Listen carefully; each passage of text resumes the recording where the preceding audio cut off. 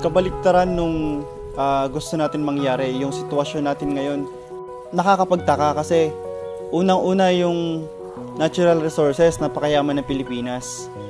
Siya ay nasa center of biodiversity. Napakayaman ng Pilipinas, pero bakit sa kabaliktaran nun ay naghihirap yung mga tagapaglikha ng pagkain. Nakikita natin na lumalaro sa ika-una at ika-pangalawa na pinakamahirap na sektor sa Batang Lipunan ang sektor ng mga mangingisda. Bilang mga maliliit na mangingisda, ang hirap talaga ng buhay namin. Lalo na pag pumunta sa laot at pag masama yung panahon, walang kuha pag-uwi. Sa amin kasi, sa lugar namin, ang una-una talagang problema, ang pagdating ng pagbabago ng panahon, yung climate change sa tinatawag. Naramdaman namin ito itong mga huling panahon na eh. Kasi dati noon, pag ang nawawala lang ang isda at nagkakaroon ng malakas na sama ng panahon kapag July, August. Kasi natawag na habagat. Pero ngayon, hanggang ngayon, December, wala pa rin panguhuli kasi malakas ang dagat. Wala na siyang panahon, walang pinipiling panahon kung kailan ba darating ang panghuhuli. Tsaka yung natawag nga nila na storm surge. Dati noon, ang pag high tide lang talaga, nandun na sa may baybayin. Ngayon, lumalaki pala yun. Lumalaki na nasasakop na ang mga kabahayan at ang mga wala na anuhan. Tsaka ang mga corals tumatabi na. Ang laki ng epekto nun sa mga mangingisda. Actually, dapat talaga pangalagaan yung municipal water natin kasi yan po ang breeding and spawning ground. Lahat po yata ng isda natin nangingitlog sa bahura natin. At kung mapangalagaan din po yung sanctuaryo natin, andyan sila mangingitlog, tiyak dadami talaga po. At kaya dapat din sana, yung mga galing sa bundok na mga soil erosion na yan, dapat matigil din na pagputol ng kahoy, gano'n. O magtatanim muli na dapat pangalagaan din na hanggang mabuhay. Kasi once na patuloy yung soil erosion na yan, tapos yung maruming tubig natin, namamatay din yung similya natin.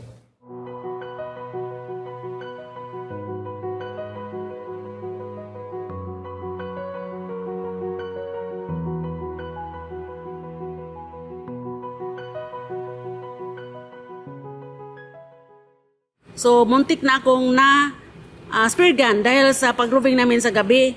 Kasi palagi silang, parang illegalista sila pumapasok sa sanctuary So, mag-roving kami every now and then. Bawat municipal na mayroong coastal town, dapat po talaga na mayroong sariling bantay dagat. Pag may bantay dagat po, dapat mayroon din pong silang incentive na para mabuhay nila yung mga pamilya nila. At diyan po natin makikita na babalik po yung yamang dagat natin.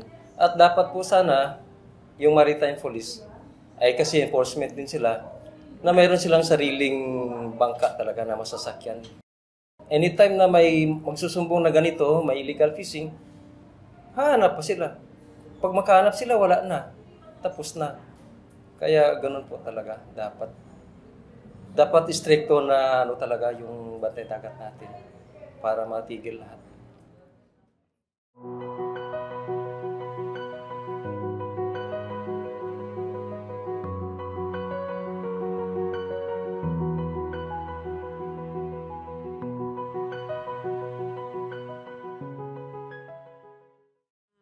Talaga sa sanctuary namin, kaming mga babae, nag-rotation kami, mag-duty.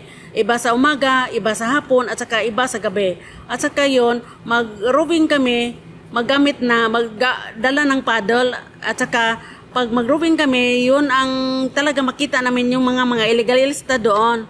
Sa pilitan, yung pagtutulak natin para makakuha tayo ng libreng lambat, libreng bangka, dahil nga sa sinasabi nila na babae ka, hindi ka pwedeng tumanggap ng mga ganitong klase ng ayuda, dahil dapat lalaking mangingisda lang ang makakatanggap. So kailangan nating kailangan nating bakahin yun. Kailangan nating ibaka na makakuha ng ganito. So sinasabi nga natin kung ang mga lalaki may isang pader lang na hinaharap, tayong mga kababaihan, 3 pader ang kailangan nating bakahin. Malaki sa ating bilang ng mga kababaihan ay hindi kinikilala yung kanyang sarili bilang isang mangingisda.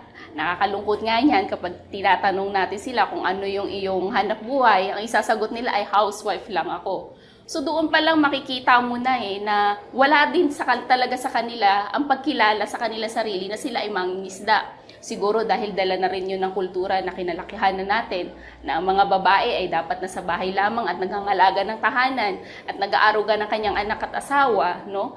Pero yung kontribusyon ng kababaihan, lalong-lalo na para sa pagpeprepara ng mga pangangailangan ng isang mangingisda, ay yun yung ginagawa na natin ng papel Kumbaga sinasabi nga natin para tayong 7-Eleven 24/7 yung ating aktibidad para lamang matiyak natin na makakapangisda yung partner natin. So, magmula sa pagprepara ng pagkain, pagbili ng gasolina, na andyan naman pagdating sa aktwal, talagang may mga kababaiha kang nakikita na humuhuli ng isda, bumabatak ng lambat.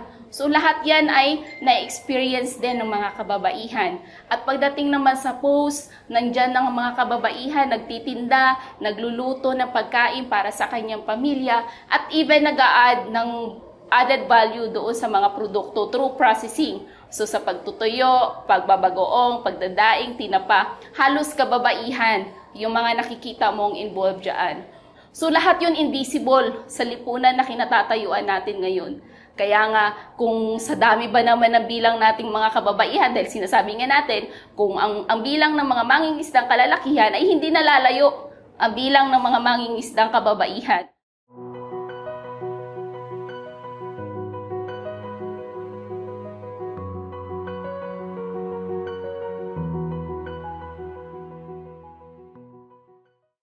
Ang dapat yung gobyerno, di ba yung nag-ano sila, supervise sila doon sa mga nasalantaan. Dapat, ang inaano nila, yung talagang nasalantaan, kung ano may yung nawala. Para kung ano may yung mga nawala, yun yung ibibigay nila. Kaso lang yung guys sa amin noon na 2 bangka na pang Pacific Ocean, walang nabigay sa amin kahit isa. Tapos naman yung mga net naman na ginagamit namin, hindi yun ang naangkop na net. Tapos yung kagaya sa amin, ma'am, ang bangka, 2 na motorized, ni isa wala kami. Hanggang ngayon, hindi kami nakabili. Opo, yun ang totoo talaga. Yung dahil sa babae tayo, kaya hindi tayo pwedeng tumanggap ng ayuda, tapos kailangan natin patunayan na mangingisda tayo at kaya din natin gawin ang mga parte ng isang mangingisdang kalalakihan sa pangisdaan. Sinasabi natin kailangan ang paghubog o ang pagkilala ay magmumula sa iyong sarili. Dahil kapag kinilala mo ang sarili mo na ikaw ay mangingisda, pwede mong i-extend yun sa kapwa mo babaeng mangingisda. So kahit invisible tayo sa lipunan sa ngayon, kapag napagsama-sama natin ang puwersa o ang lakas ng mga kababaihan natin at maitulak yan ng mga mangingisdang kababaihan, tiyak na magiging visible na eto kami, mga mangingisdang kababaihan, eto ang ambag namin sa lipunan at sa ekonomiya ng bansa.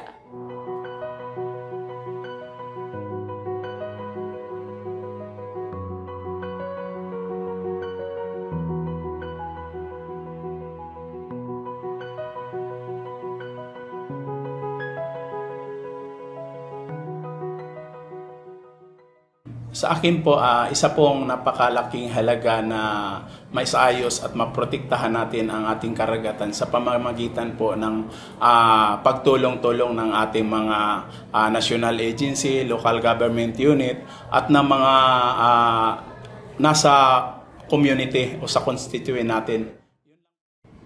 Bilang isang leader sa kanayunan, sa isang organisasyon, pumupunta ako dun sa mga training sa malaking organisasyon. Tapos ito, tinitake note ko lahat ang mga natutunan ko, lahat ng mga paksa, nilalagay ko ito sa isang papel. Tapos pagdating sa baba, sa organisasyon ko, magpapatawag ako ng meeting, i-roll out ko ito, nakalagay ito sa isang Manila paper na para ako isang guro, na isa ko yan sa mga kababaihan, sa mga mangingisda.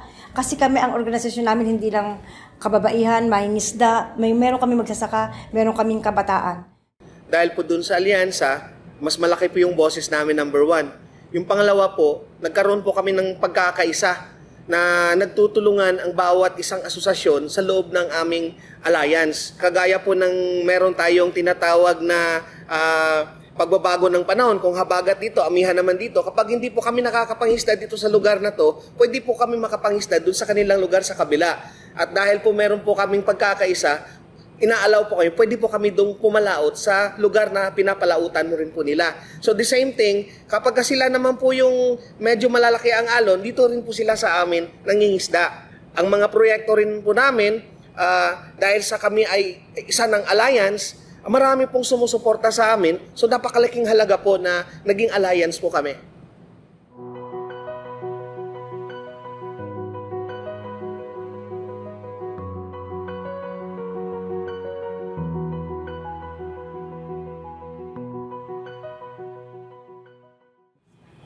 So talaga maprotektahan natin ang marine protected area ay para po maprotektahan yung mga isda, yung mga halamang dagat sa loob ng marine sanctuary para po sa incoming generation natin na parang maka-avail pa sila sa kabutihan ng marine sanctuary.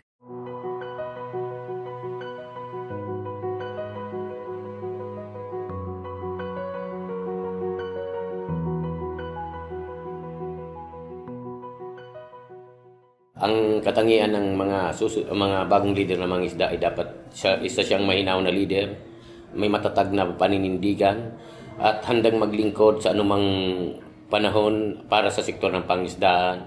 Isang leader na mapaglingkod at hindi pinaglilingkuran, na handa niyang talikuran ang anumang kanyang mga nakasanayan para doon sa sektor ng pangisdaan, o maging huwarang leader na handang isakripisyo ang sarili para sa ikakabuti ng sektor ng pangisdaan. Ako po si Dan Ilagan Sabino, o tinatawag din po nila ko bilang Ive. 19 years old po ako, tapos ang organization ko po ay Young Bataeños for Environmental Advocacy Network or Young Bean. Bilang isang Young Bean po, naniniwala po kami na hindi po dapat natin tinitingnan yung maliliit na mga mangingisda as maliit na mangingisda. Kasi unang-una po, bagamat sila'y tinatawag na maliliit na mangingisda o mga artesano mga mangingisda, ay napakalaki ng ambag nila sa atin. Una, bilang nakakaalam o nakikita yung sitwasyon ng sektor ng mga mangingisda na kagiyat na sila yung tagapaglikha ng pagkain, sila yung walang makain at sila yung naghihirap. Bilang kabataan na nakikita ko yung ganong sitwasyon, meron akong malaking tungkulin. At hindi lang ako, lahat ng kabataang nakakakita, nakakaalam ng sitwasyon na yon, ay meron tungkulin na mag-ambag kung paano natin babaguhin. Pagkatapos nun, kailangan i-organisa natin. Kasi naniniwala tayo na ang boses ng isa ay malakas, pero kapag nagsama-sama ay mas malakas.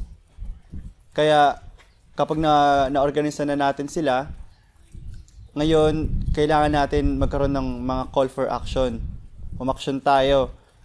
Humingi tayo ng mga action sa ating gobyerno. Humingi tayo ng accountability bilang sila yung naggogobyerno sa atin. Humingi tayo ng mga programa at mga polisiya na totoong magsisilbi para sa mamamayan, specifically para dun sa mga sektor ng pangisda. At ibasura at itapon o isabasura na natin yung mga batas o mga programa, polisiya na nagpapahirap sa sektor ng mga mangingisda. Kaya bilang kabataan, kailangan maging aware, mag-organize at pakilusin yung mga kapwa niya kabataan para sa gayon ay baguhin natin o may padanas natin doon sa sektor ng mga mangingisda yung totoong kailangan nilang danasin na pinapahalagahan at binibigyan ng karangalan bilang isang tagapaglikha ng pagkain.